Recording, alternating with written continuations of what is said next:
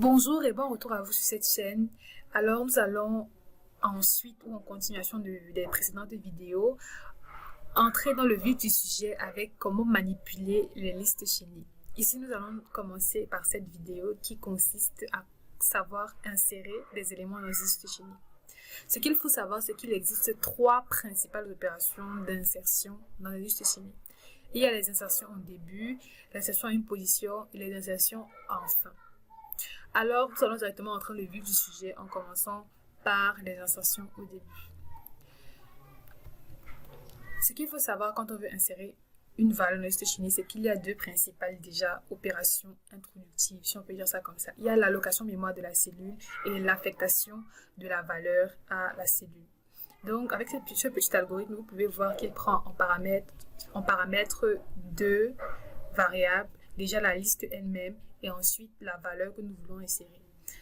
À l'intérieur de notre procédure, nous faisons tout d'abord l'allocation mémoire de la cellule avant de lui affecter une valeur avec afval et de jouer avec les pointeurs avec af suivant qui va venir faire en sorte que notre liste devienne le suivant de la cellule qu'on vient de créer. N'oubliez pas qu'on veut faire une insertion en début. Et ensuite, on fait une mise à jour de la tête de la liste. Je sais, ça semble un peu compliqué comme ça, mais je vais tout de suite illustrer cela afin que ce soit un peu plus facile. Alors, nous allons tout de suite rentrer dans l'explication de notre procédure que nous voulons tout de suite de voir. Alors, nous allons tout d'abord prétendre une liste, qu'elle existe déjà. Ok, alors là, j'ai ma liste L, que j'appelle L. Elle contient des éléments. Je suppose que c'est une liste d'entiers. Pour que ce soit plus réaliste. Ok. Et ce que je vais faire, c'est venir créer une cellule et l'insérer en début de ma liste. Donc, la première étape, c'est d'abord la création de la liste. Donc, là, je vais créer ma petite liste là. On verra tout à l'heure comment ça se passe au niveau de l'exécution, au niveau de l'écriture du code. Mais il faut déjà comprendre la base et la sémantique des opérations. Donc, première étape, c'est d'abord de créer ma cellule que je vais insérer. Ensuite, je vais venir lui affecter une valeur. Supposons que je veux lui affecter la valeur 0 sur une liste d'entiers. Je veux qu'elle soit au début. S'il faut que ce soit un autre. Donc là, je lui affecte la valeur 0. Ok, donc ma première étape a été faite. J'ai créé ma cellule. En lui allouant un espace mémoire.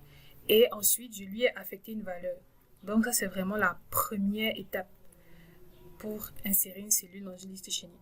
Donc, on crée une cellule en lui allouant un espace mémoire. Ensuite, on lui affecte une valeur. Une fois que c'est fait, il faut maintenant venir manipuler les pointeurs pour pouvoir placer correctement notre cellule dans notre liste.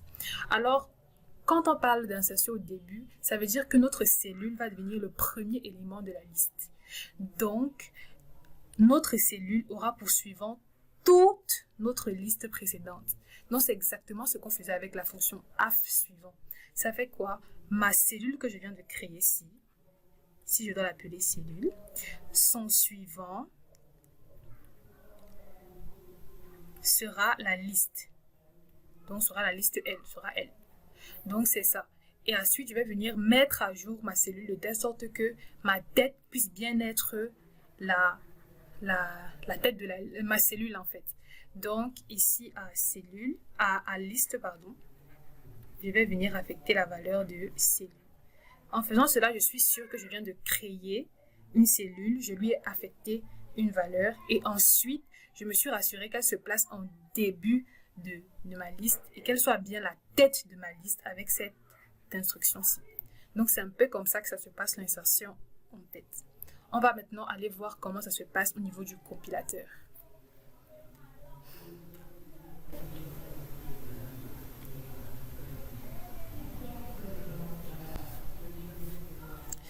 Alors, ok, une fois que c'est fait et que nous avons pu expliquer comment se passe l'insertion au début, allons voir comment ça se passe au niveau du code en C.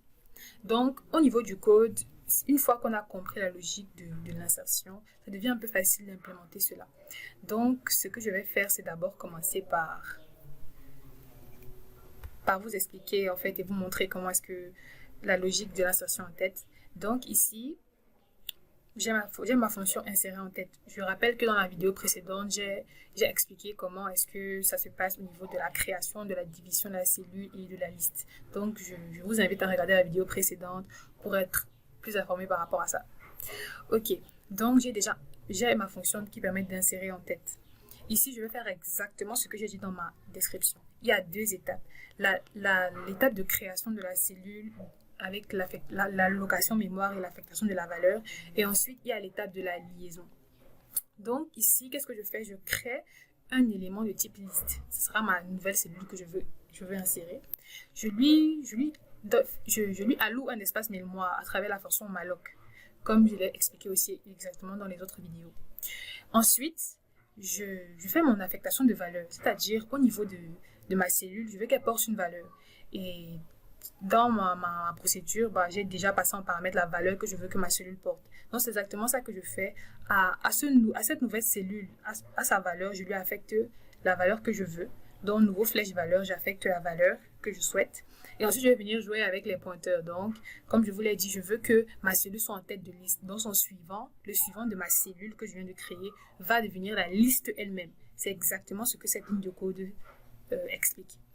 Et ici, je vais faire une liaison en fait. Je vais mettre à jour la tête de ma liste. Donc, à elle, j'affecte la valeur de ma nouvelle cellule. Là, je viens d'insérer un élément en tête de liste et je me suis rassuré que toutes les liaisons ont été faites. Donc, je peux maintenant retourner ma liste sans problème. Mon insertion à tête a été faite. Je pense que pour l'insertion à tête, c'est bon. Alors, on va passer à l'insertion en queue.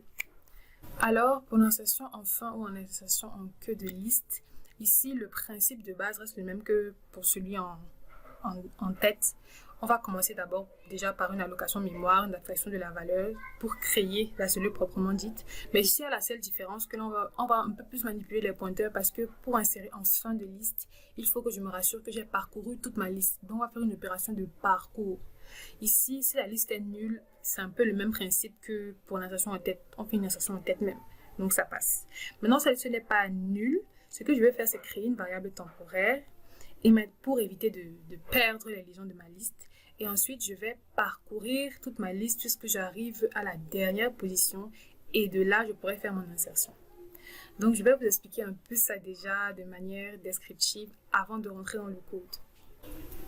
Alors, ok, ici, nous allons un peu décrire comment se passe l'insertion en fin de liste ensemble et vous allez voir à quel point c'est assez simple. Donc, on va toujours faire comme avec l'insertion en tête. On va supposer qu'on a déjà une liste avec des éléments à l'intérieur. Pareil, on va prendre une liste d'entiers classique. Voilà, c'est notre liste et on l'appelle L. Alors, première étape, comme j'ai dit, c'est la création de la cellule. On commence d'abord par allouer l'espace mémoire, ensuite on lui affecte la valeur.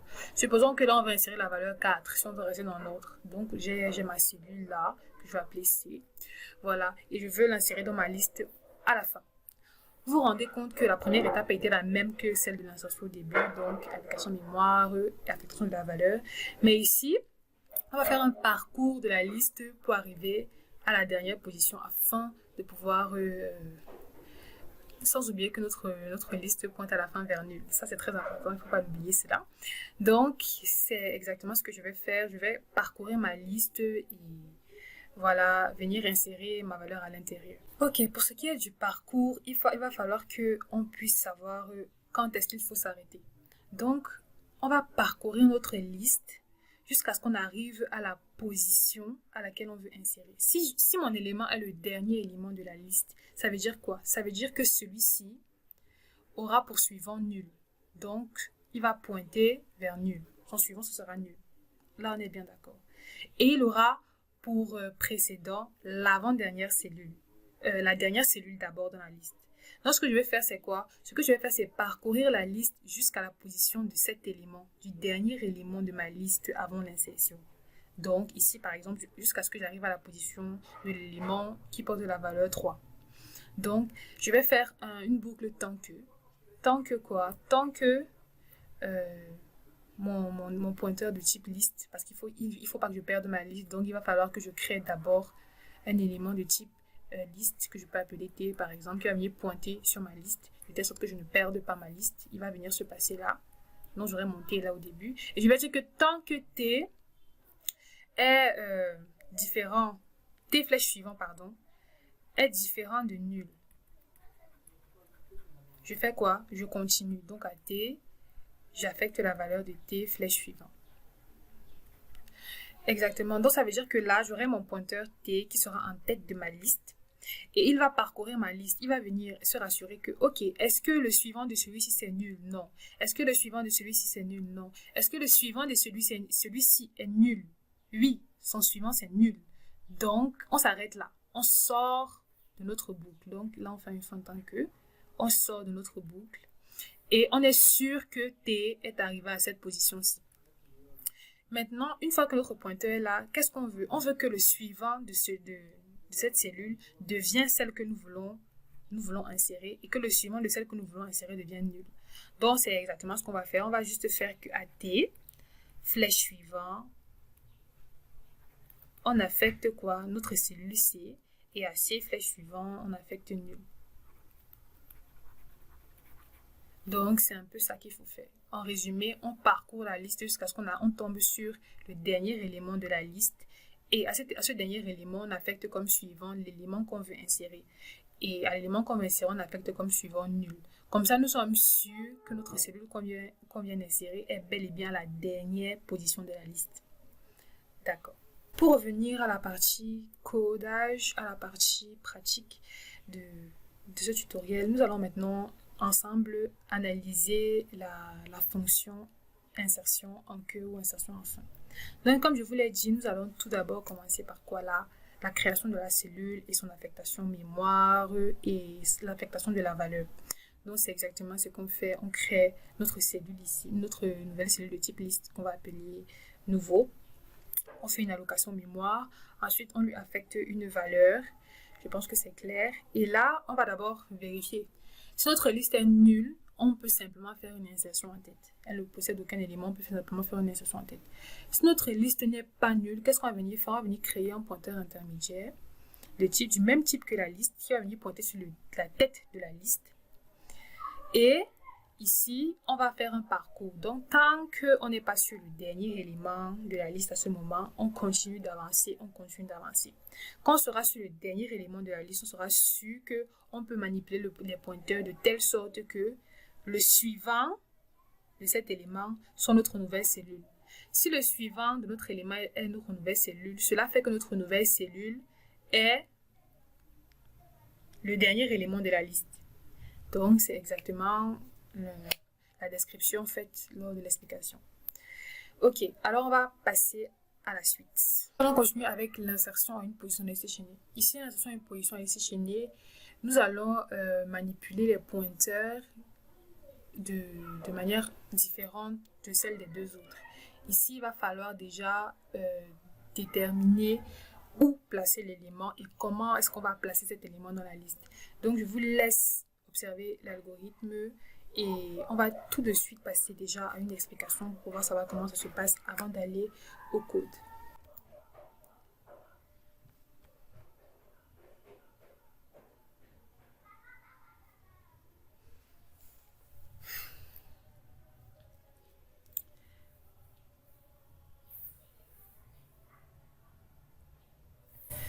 Ok, donc là, on est parti sur l'insertion à une position dans la liste chaînée. On est toujours là avec notre jolie liste chaînée de départ. Ok. Son suivant, c'est nul. D'accord, notre liste L. On a notre cellule qu'on va insérer, qu'on a déjà créée. Ici, 1, 2. Ici, je dis que j'ai 4. Ok, d'accord. Et je veux insérer à une position non souhaitée. Sous-entendant que je veux insérer mon élément à la troisième position. Je veux que celui-ci soit à la troisième position.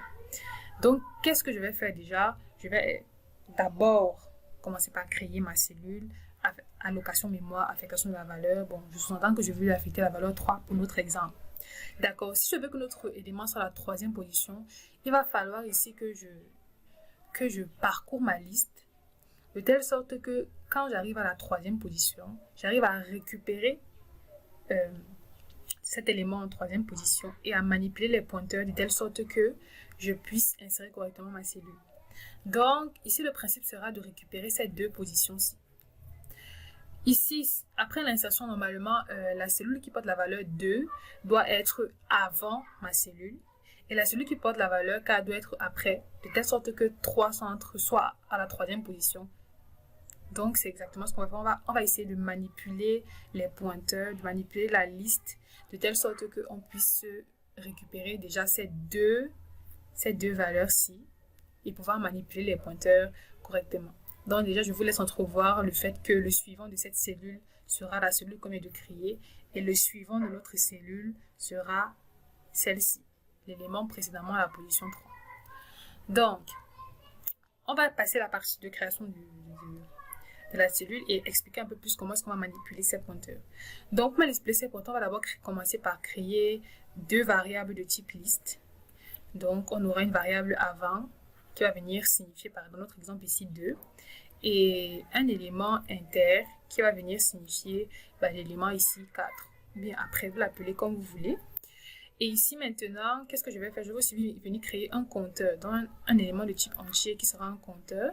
Je vais l'initialiser, moi, personnellement, à 1. Vous pouvez le mettre à 0, à 2, ça dépend de vous et de votre conception des choses. Et maintenant, je vais parcourir la liste jusqu'à ce que je tombe sur l'élément de la position 3. Ok, donc, je vais faire quoi? Je vais faire un while. Mon compteur est différent de 3. Donc, tant que je suis différent de 3, qu'est-ce que je fais? Là, j'écris en C directement. Vous allez m'excuser pour l'algorithmique. Qu'est-ce que je fais? Déjà, à mon pointeur avant, ils seront tous là au début de la liste. Hein. Ils seront tous là en tête. Donc, il y aura avant ici, il y aura inter ici. À mon pointeur avant, j'affecte la valeur de inter. Et à inter, j'affecte la valeur de inter flèche suivant. Donc, qu'est-ce qui va se passer quand j'écris ça? Quand j'écris ça, ça veut dire quoi? Ça veut dire qu'on aura notre variable inter qui va parcourir la liste. Et à chaque fois, il sera suivi derrière lui, directement par avant. Donc, il va faire quoi? Il va avancer, par exemple, ici. S'il avance à cette position-ci, à la position 2, avant sera derrière lui, directement ici. S'il est ici, avant sera directement derrière lui. Non, c'est exactement ce que stipulent ces deux instructions-ci. Sans oublier le fait qu'il faut incrémenter notre compteur. Donc, notre compteur va continuer à être incrémenté pour éviter les erreurs. Donc, c'est exactement un peu le jeu. Et là, on sera sûr que quoi? Quand on va arriver à la position 3, on va sortir de la boucle. On aura quoi? On aura notre inter qui sera ici et notre avant qui sera là. Ok. Et quand ils sont là, qu'est-ce que j'ai à faire? Je n'ai plus qu'à manipuler mes pointeurs comme je veux. Donc, cette partie déjà de découverte, si je peux dire, de la position de l'avant et de l'après est déjà faite. Donc, tout ce qui me reste à faire, c'est manipuler mes pointeurs. Donc, qu'est-ce que je vais faire? On a avant qui est ici, on a après inter qui est ici. Donc, à avant, à son suivant, comme ce que j'ai dit précédemment, j'affecte quoi? J'affecte ma cellule C. Donc, le suivant de cette cellule devient la nouvelle cellule que j'ai créée. Et le suivant de la cellule que j'ai créée devient inter. Donc, ça fait quoi? C, flèche suivant, devient inter. Ici, j'ai bel et bien manipulé les pointeurs correctement. Je suis sûre que mon élément 3 est bien à la troisième position. S'il faut compter, bon, on y va. On aura 1, première position, deuxième position, troisième position et quatrième position. Donc, je vais bien insérer ma cellule à la troisième position de ma liste. Voilà, j'espère que ça vous aura aidé cette description et on va directement passer au niveau du code. Pour ce qui est du code, c'est comme je disais, tout simplement l'explication, comment dire, beaucoup plus en termes de ligne de code de ce que je viens de dire. Donc c'est ok. Au niveau du code, c'est l'explication, c'est l'écriture formelle de la description que je viens de faire en réalité. Donc ici, je commence déjà par la création de ma cellule. Ici, je pense qu'on se comprend très bien. Et qu'est-ce que je fais ici? Je fais d'abord une petite vérification. Si je veux insérer à la première position, je sais que ça veut dire que je fais une insertion en tête. Donc, je fais une insertion en tête. Ou bien, si ma liste est nulle, je fais une insertion en tête. On est bien d'accord. Maintenant, si ma liste n'est pas vide et contient des éléments et je ne veux pas insérer à la première position, ici je vais créer mes deux éléments de type liste qui vont venir pointer en tête de liste comme je vous l'ai dit. Comme je vous ai dit, j'ai décidé de les appeler inter et avant. Vous pouvez les appeler comme vous voulez, avant, après, je sais pas, ce sont que des variables. Et ici, on a un compteur qui va venir me permettre de déterminer la position. Donc, je préfère l'initialiser à 1 parce que c'est un peu plus intuitif. Ici, on saura que, bon, c'est exactement la troisième position, directement la troisième valeur à la troisième position, la quatrième position que je vais insérer ma valeur. Donc ici je fais la recherche de la position avant et après où je souhaite insérer ma position. Donc ici j'ai mes pointeurs là, comme j'ai expliqué dans la description.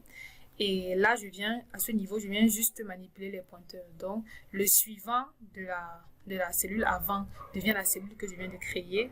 Et le suivant de celui que je viens de créer devient le suivant, l'ancien suivant d'avant, si je peux dire ça comme ça. Et après, je retourne ma liste. Ok. Alors, je pense qu'on vient de faire le tour de ce que c'est que l'insertion dans une liste chenille. On a vu l'insertion en tête, l'insertion en fin et l'insertion en une position. Mais il faut déjà aussi connaître la fonction d'affichage parce qu'on ne peut pas écrire une liste chenille et ne pas vérifier si elle fonctionne. Donc la fonction d'affichage me permet de savoir si tout se passe bien. La fonction d'affichage, elle est assez simple. Déjà, elle prend en paramètre la liste et elle est de type voice. Ici, c'est une procédure. Donc si notre liste est vide, elle ne retourne rien du tout. On arrête la fonction. Alors si ma liste n'est pas nulle, qu'est-ce que je fais? Je fais un parcours de ma liste jusqu'à ce que je sois sûr d'avoir parcouru tous mes éléments. Et je suis sûr d'avoir touché tous mes éléments si j'arrive au niveau de nul. Donc, tant qu'elle est différente de nul, j'affiche les valeurs de mes éléments dans ma liste. Et voilà, je continue d'avancer ici en faisant L égale à L flèche suivante. Donc, ça, c'est vraiment la ligne d'incrémentation, comme vous l'aurez remarqué. Ok, je pense qu'on a fait le tour de tout ça, le tour des insertions, le tour de comment est-ce qu'on affiche, comment est-ce qu'on insère une position, comment insère au début, comment on insère à la fin. Maintenant, on va un peu tester notre code et j'ai déjà écrit quelques petites lignes qui vont nous permettre de voir comment ça fonctionne. Ok, compilons tout ça. Alors, il y a une petite erreur. Je crois savoir, je crois que c'est au niveau de l'insertion en queue. Ok, au niveau de l'insertion en queue. D'accord, ok, j'ai oublié la dernière étape qui consistait à faire du suivant, à affecter au suivant la valeur nulle au niveau de l'insertion. Ok, je pense que là, on n'aura plus de problème. Donc, je vais recompiler tout ça. Voilà, l'insertion s'est passée correctement. Ici, comme vous pouvez le remarquer, je voulais insérer des nombres en utilisant les sections en tête et en queue et en position. Donc, c'est exactement ce que j'ai fait. Si vous observez bien, j'ai inséré en tête tous ces éléments et j'ai obtenu chaque valeur. L'insertion en tête, j'ai commencé par 3, 2 et 1. Donc, ça s'est très bien passé. Vous avez vu 3 d'abord, ensuite 2 en tête, ensuite 1 en tête. Pour l'insertion en queue, ça s'est aussi bien passé. J'ai d'abord commencé par insérer 5 en queue, puis 6 en queue, puis 7 en queue, puis 8. Et ça s'est bien passé. Et maintenant, pour l'afficher une position, je voulais afficher la valeur 4 de manière intuitive. On sait que 4, c'est la quatrième position dans une liste croissante. Donc, à la position 4, je voulais insérer 4. Et comme vous le voyez, à la quatrième position 4, c'est bel et bien inséré. Alors, j'espère que vous avez apprécié ce tutoriel. Et je vous dis à la prochaine pour la suite de cette série de vidéos. On continuera avec la suppression des éléments dans une liste chenille. Merci pour le visionnage. Oh my God.